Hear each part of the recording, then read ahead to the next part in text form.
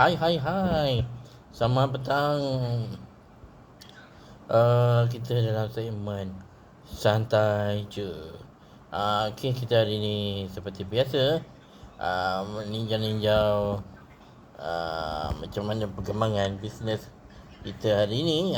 Seperti biasa, dia dah pukul 7.30 ni.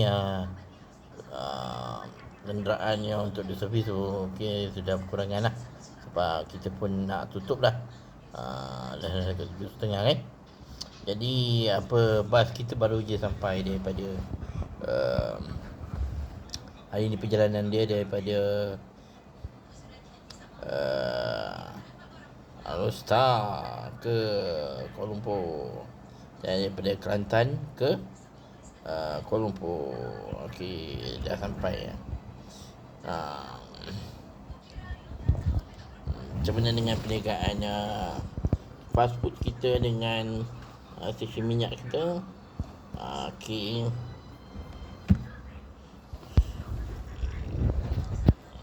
nampaknya berjalan seperti biasa. Minggu ni agak ramai jugalah, sibuk jugalah. Banyak aktiviti yang dijalankan. Minggu depan ni banyak juga kita punya dewan kita diguna untuk majlis kahwin dan juga majlis rasmi.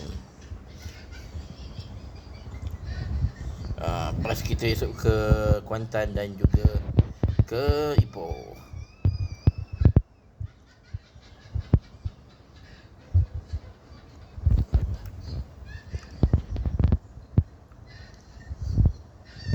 Macam mana dengan alam haiwan kita?